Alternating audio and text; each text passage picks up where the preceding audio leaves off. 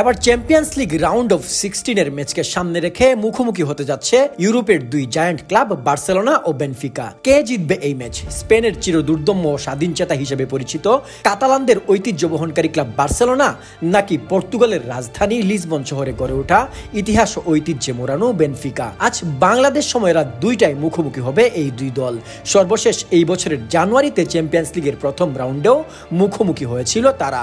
সেই ম্যাচে রাফিনহার এক্সট্রা টাইমের 96 মিনিটের গোলে এক নাটকীয় কামব্যাকের মাধ্যমে অবিস্মরণীয় এক জয় পেয়েছিল বার্সা। রাউন্ড অফ 16 ফার্স্ট লেগের এই ম্যাচ অনুষ্ঠিত হবে বেনফিকার ঘরের মাঠে। চ্যাম্পিয়ন্স লিগে গত কয়েক বছর ধরে নিজেদের হারিয়ে খুঁজছে বার্সেলোনা। এই সিজনে সম্পূর্ণ নতুন করে জেগে উঠেছে তারা।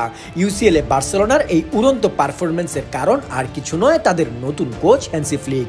বার্সেলোনায় যোগ দিয়ে হ্যান্সি ফ্লিক ক্লাবের পুরো এনভায়রনমেন্ট চেঞ্জ করে দিয়েছেন। জার্মান ডিসিপ্লিনের পুরোটাই ইমপ্লিমেন্ট করেছেন বার্সেলোনায়। সাথে বার্সেলোনার চিরায়ত প্লেয়িং স্টাইল, টিকি টাকার সাথে ফ্লুইড প্রেসিং ও কুইক কাউন্টারের সমন্বয়ে বার্সাকে ইউরোপের এক অপ্রতিরোধ্য শক্তিতে পরিণত করেছেন।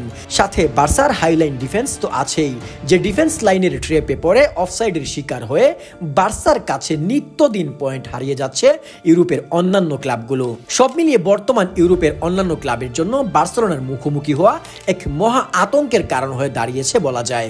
অন্যদিকে এই সিজনে বেনফিকা পর্তুগালের ঘরোয়া লিগে মোটামুটি ভালো করলেও চ্যাম্পিয়ন্স লিগে তাদের অবস্থান মোটেও ভালো নয়। ইউসিএল এর পয়েন্ট টেবিলে বর্তমানে 16তে অবস্থান করছে ক্লাবটি। এছাড়াও ইউসিএল এ তাদের সর্বশেষ ম্যাচে নিজেদের ঘরের মাঠে বার্সেলোনার কাছে 4-5 গোলের ব্যবধানে হেরেছিল তারা। এখানেই শেষ নয়, বার্সার বিপক্ষে চ্যাম্পিয়ন্স লিগে তাদের হেড টু হেড ইতিহাসও খুব একটা সুখকর নয়। চ্যাম্পিয়ন্স লিগে সর্বশেষ 5 বার মুখোমুখি হয়ে বার্সার বিপক্ষে মাত্র একটি জয় পেয়েছে তারা। এত গেল কেবল অতীত আলোচনা। এছাড়াও বর্তমানের দিকে তাকালে উভয় দলের স্কোয়াড ভ্যালু, ডেপথের বিবেচনায় বার্সেলোনা অনেকটা এগিয়ে আছে বেনফিকার চেয়ে। পারফরম্যান্সের দিক দিয়ে বার্সেলোনার অ্যাটাক লাইন বর্তমানে ইউরোপের অন্যতম সেরা অ্যাটাকিং লাইন। লামিন, লেওয়া ও রাফিনহা ট্রায়ো বর্তমানে ইউরোপের যে কোনো দলের ডিফেন্সের জন্য এক আতঙ্কের কারণ।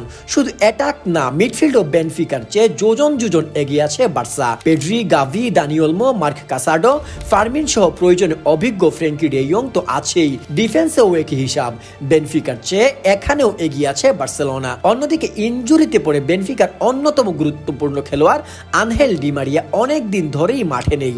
এরকম গুরুত্বপূর্ণ ম্যাচে ডি মারিয়ার অভাব বেনফিকাকে নিশ্চিত ভোগাবে। তবে সব দিক বিবেচনায় বার্সেলোনা এগিয়ে থাকলেও ম্যাচটা হতে যাচ্ছে বেনফিকার মাঠে। সর্বশেষ ইউসিএল ম্যাচে ঘরের মাঠে বার্সার কাছে যেহেতু তারা হেরেছিল, তাই এই ম্যাচে সর্বশক্তি দিয়ে সেটারই প্রতিশোধ নিতে চাইবে বেনফিকা। বার্সা কি এবারও বেনফিকাকে হারিয়ে পূর্ণ 3 পয়েন্ট নিয়ে ফিরতে পারবে, নাকি বেনফিকা তাদের কাঙ্ক্ষিত রিভেঞ্জটা অবশেষে পূরণ করবে? আপনাদের প্রেডিকশন জানাতে কিন্তু ভুলবেন না।